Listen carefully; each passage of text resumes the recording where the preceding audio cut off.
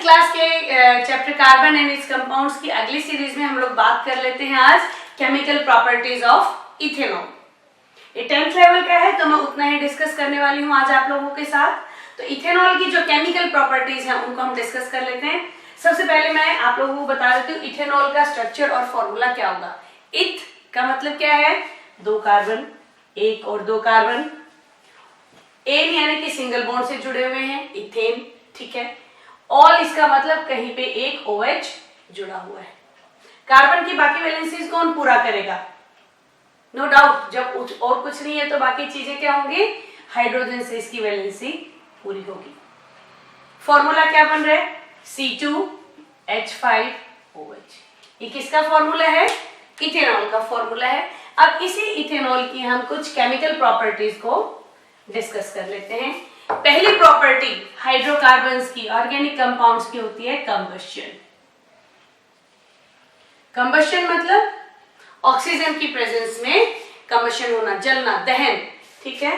तो C2H5OH किसके साथ, O2 के साथ रिएक्ट करेगा तो क्या बनाएगा, कंबस्शन रिएक्शन के प्रोडक्ट होते ही हैं कार्बन डाइऑक्साइड और water, CO2 plus water.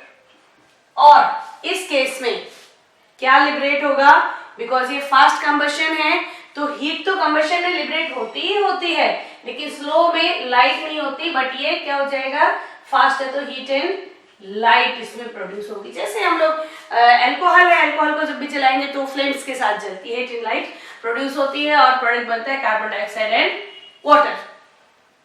Second property हम लोग देख लेते हैं, दैट इज ऑक्सीडेशन।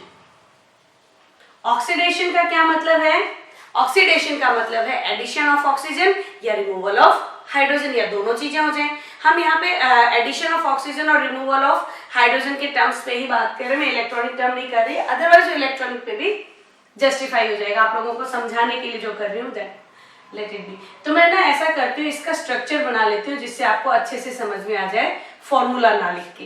यही चीज है, ये मैंने यहाँ पे स्ट्रक्चर बनाया, राइट। और हम क्या कर रहे हैं इसमें, ऑक्सीडेशन यानी कि एडिशन ऑफ ऑक्सीजन। ये सिंबल जब आप देखेंगे एरो के ऊपर स्क्वायर ब्रैकेट में ऑक्सीजन, इसका मतलब हम डायरेक्टली ऑक्सीजन ऐड नहीं कर रहे हैं, कोई ऑक्सीडाइजिंग एजेंट है, जैसे KMnO4 हो गया, वो क्या करते हैं, इनको हम ऑक्सीडाइजिंग एजेंट कहते हैं। ऑक्सीडाइजिंग एजेंट कौन होते हैं, जो ऑक्सीजन दे रहे हैं, इसको किसी ऑक्सीडाइजिंग एजेंट से ऑक्सीजन मिलेगी। अब देखो, बात ध्यान रहे, ऑक्सीजन की वैलेंसी कितनी होती है, 2। गेन करने की उसको 2 इलेक्ट्रॉन चाहिए, राइट। अगर ऑक्सीजन इसके पास आएगी, कार्बन के पास आएगी, तो वो कहेगी भैया मुझे 2 इलेक्ट्रॉन चाहिए तो ही मैं तुम्हारे साथ जुड़ूंगी, नहीं तो मैं नहीं जुड़ूंगी। यहां देखते हैं, ये कार्बन है, इसके साथ जुड़ेगा, हम इसमें इसको मार्क कर लेती हूँ। इस कार्बन के पास 1 इलेक्ट्रॉन, तो इसने इस कार्बन के साथ शेयर किया हुआ है, 1 हाइड्रोजन ऑक्सीजन के साथ शेयर किया हुआ है। यहाँ पे 2 हाइड्रोजन है, इसको ये 2 हाइड्रोजन की बलि देनी पड़ेगी, क्योंकि 1 इलेक्ट्रॉन, देखो मैं ऐसे दिखाऊं तो 1 इलेक्ट्रॉन इसने इस हाइड्रोजन के साथ शेयर किया है, 1 इलेक्ट्रॉन इसके साथ शेयर किया है। तो क्या कहेगा, इन दोनों हाइड्रोजन को बोलेगा बाय बाय, और किसके साथ जुड़ेगा, ये दोनों इलेक्ट्रॉन्स हैं जो वो किसको दे देगी, देखो यहाँ पे हम बना लेते हैं इसको, तो एज इट इज रहने दो, इसके साथ कोई छेड़खानी नहीं। ये कार्बन की दोनों इलेक्ट्रॉन एक जगह आ जाएंगे, बिकॉज हाइड्रोजन यहाँ से ये वाला बॉन्ड भी टूट गया और ये वाला बॉन्ड भी टूट गया। OH इसके साथ जुड़ा हुआ है, ये वाली जो ऑक्सीजन आएगी अपने 2 इलेक्ट्रॉन इसके साथ शेयर करेगी और यहाँ बॉन्ड बना लेगी। इसको हम कैसे शो कर सकते हैं, 2 सॉलिड लाइन से, राइट। और क्या लिबरेट हो गया, H2, 2 हाइड्रोजन आए थे यहाँ से, H2 लिबरेट हो गया। यहाँ मेरे पास जो प्रोडक्ट बना है क्या बना, CH3COOH, कार्बोक्सिलिक एसिड बना। अल्कोहल में ऑक्सीजन ऐड करते हैं तो क्या बन जाता है, कार्बोक्सिलिक एसिड बन जाता है। समझ में आ गया आप लोगों को। इसके बाद में आप लोगों को एक्सप्लेन इसलिए कर रही हूं ताकि रटना ना पड़े आप लोगों को। केमिस्ट्री इज नॉट अबाउट रटना, आप लोगों को चीजें समझ आनी चाहिए कि कहाँ क्या हुआ और क्यों हुआ। ऑक्सीडेशन के बाद अगला रिएक्शन आता है रिएक्शन विद सोडियम। मैं इनको इरेज कर देती हूँ, आप नोट डाउन कर लेना इनको। तीसरा रिएक्शन है रिएक्शन विद सोडियम, राइट। देखो सोडियम कैसा आयन बनाता है, पॉजिटिव आयन बनाता है, मतलब ये किसके साथ जुड़ेगा, ये किसी उसके साथ जुड़ेगा जिसके पास नेगेटिव चार्ज होगा, मतलब ये इलेक्ट्रॉन देने वालों में से है। तो देखो एक बार स्ट्रक्चर बना के मैं फिर से समझाती हूँ आप लोगों को। ये क्या था, इथेनॉल का स्ट्रक्चर अलग से फिर से बना देती हूँ मैं। दिस इज HO और ये OH जो है ना इस तरह से बॉन्ड है, जो OH जुड़ा हुआ है ये इस तरह से बॉन्ड है, मतलब कार्बन जो है ऑक्सीजन से जुड़ा हुआ है और ऑक्सीजन को 2 इलेक्ट्रॉन चाहिए होते हैं ना, तो ऑक्सीजन ने क्या किया, एक इलेक्ट्रॉन तो कार्बन से लिया और एक इलेक्ट्रॉन हाइड्रोजन से लिया। अब ये बॉन्ड यहां से भी टूट सकता है और ये बॉन्ड यहां से भी टूट सकता है, डिपेंडिंग सामने जो जुड़ने के लिए आने वाला है उस पे क्या चार्ज है। देखो मैं बताती हूँ क्या होगा। ऑक्सीजन है जियान और नोबिता, दोनों के बीच में अगर बॉल है तो without any second thought ball किसके पास होगी, जियान के पास होगी। ये ऑक्सीजन भी जियान है, इसने जिस मर्जी से इलेक्ट्रॉन शेयर कर रखा है, सिर्फ फ्लोरीन को छोड़ के, फ्लोरीन के सामने इसकी नहीं चलती, बाकी इसने जिस मर्जी से इलेक्ट्रॉन शेयर कर रखा है, जब बंटवारा होगा तो इलेक्ट्रॉन इसी के पास आएगा। तो अगर ये बॉन्ड टूटता है, देखो ये बॉन्ड क्या है, 2 इलेक्ट्रॉन्स हैं, ये 2 इलेक्ट्रॉन्स हैं, ये कह रहा है हाइड्रोजन को आप जाओ मेरे पास से, तभी बॉन्ड टूटेगा ना। तो कहेगी मेरा इलेक्ट्रॉन तो मेरे पास है, मेरे को ये वाला भी यही चाहिए, और इसको आउट कर देगी। तो इस वजह से इस पे क्या चार्ज आ जाएगा, नेगेटिव चार्ज आ जाएगा, और इस पे क्या आएगा, क्योंकि ये तो बेचारा अपना इलेक्ट्रॉन लूज करके आ गया, पॉजिटिव चार्ज आ जाएगा। एक तो ये बॉन्ड ऐसे टूट सकता है, दूसरा मैं यहाँ पे दूसरा स्ट्रक्चर बना देती हूँ, यहाँ पे दोनों बॉन्ड टूटेंगे और कैसे टूटेंगे आपको पता चलेगा। अगर ये वाला बॉन्ड टूटे, ये तो हमने तोड़ के दिखा दिया, ऐसा टूटेगा तो ये वाला मॉलिक्यूल एक बनेगा जिसमें नेगेटिव चार्ज और H पॉजिटिव अलग हो जाएगा। अब कोई भी पॉजिटिव चार्ज वाला एलिमेंट इसके साथ आके जुड़ सकता है क्योंकि इस पे नेगेटिव है। अगर इन केस ये वाला बॉन्ड तोड़ते हैं हम तो क्या होगा, ये देखो ये एक इलेक्ट्रॉन कार्बन का था, एक इलेक्ट्रॉन ऑक्सीजन का, टूटेगा तो फिर कहां जाएगा, नो डाउट दोबारा से ऑक्सीजन दोनों इलेक्ट्रॉन को ले लेगी और यहां से आउट। तो इस पे तो क्या आ जाएगा, नेगेटिव चार्ज, आपने सुना है ना OH नेगेटिव, राइट, ये ऐसे ही है।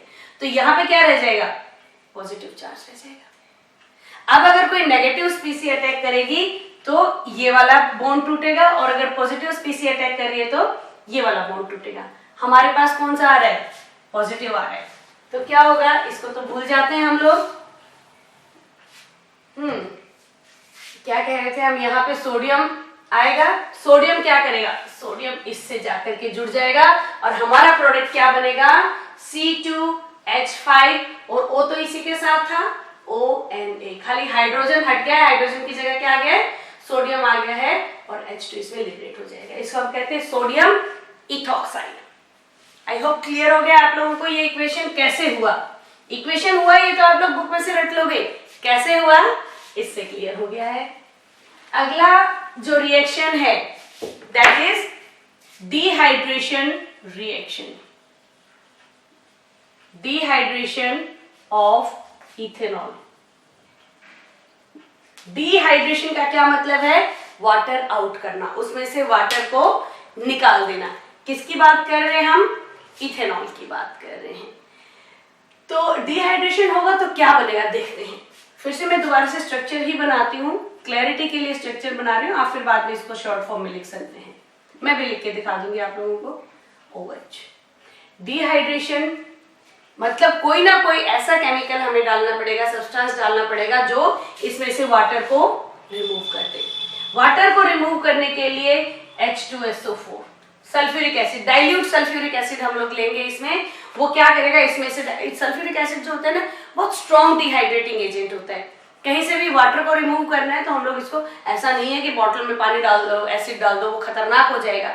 थोड़ा बहुत ट्रेसेस ऑफ वाटर अगर कहीं है उसको रिमूव हमने करना है तो हम किसकी बात यूज करते हैं, डाइल्यूट सल्फ्यूरिक एसिड की।